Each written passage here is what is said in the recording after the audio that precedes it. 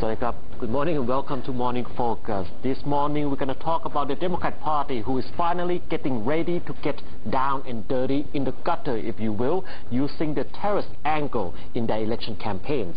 Probably they read my article this Sunday. I think a lot of people did. Yeah, I should get paid more for what I do. I really should. Right, also in the news, Kun Yingluck has been cleared of breaking security laws and also committing perjury. However, her opponents in these cases are not giving up so easily. Perhaps they read your article as well. Yeah, everyone should. Yes. Everyone does. Your articles control Thai politics. Meanwhile, more and more violence is expected in what has been predicted as the most violent general election in Thailand, and that's a very morbid prediction. It hasn't get there yet. Hopefully it won't get there. All these stories plus the cartoon after the break. Welcome back to Morning Focus, and we shall do the headlines. First up from Komchatluk newspaper, the headlines say Pheu Thai promises to raise the issue of reconciliation before amnesty. Kun Yingluck said that Pheu Thai party's reconciliation team will invite both the red shirt and the yellow shirt leaders to discuss reconciliation. She promises that the first thing Pheu Thai plans to do after being elected is to solve the people's problems.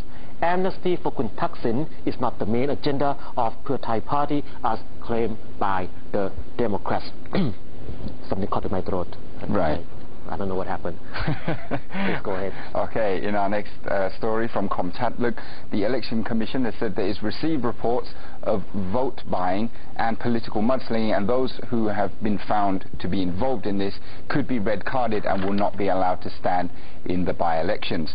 Meanwhile, in Sukhothai province, houses of two canvassers from Boonyai were attacked when assailants fired several shots into their houses, but luckily no one was hurt in this case. Something caught in my throat. It must have passed on.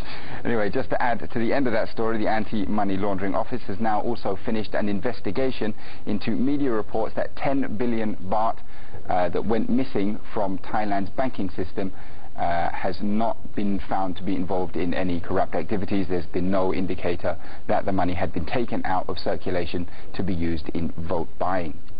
We will find that a lot of agencies during this period will not find anyone guilty of anything, because you never know who's going to become the government.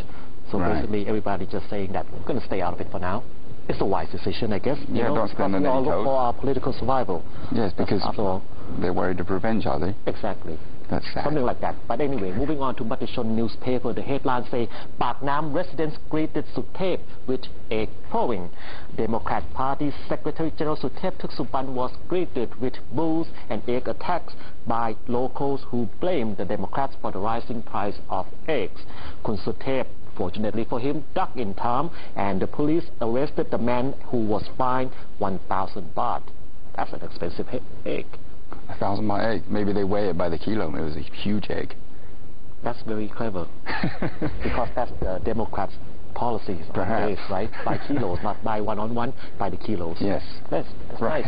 Nice. Move on, please. Right, moving on to, as you said, dirty politics. Now, the rising popularity of the Pheu Thai party has prompted the Democrats to focus their election campaigns on reminding voters of last year's political violence and the alleged involvement of red shirt movements whose leaders are currently running in the general election under the Pheu Thai banner.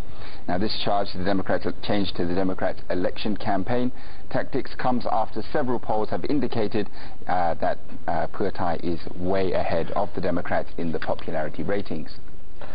Kun Suthep, the chief of the Democrats Party strategy panel, said that the party believed the majority of the public still have bitter memories of the unrest and the burning of Bangkok and Thailand. He said the violence in April and May of last year stemmed from the red shirt movement led by the United Front for Democracy Against Dictatorship, which is aligned with the Pheu Thai party.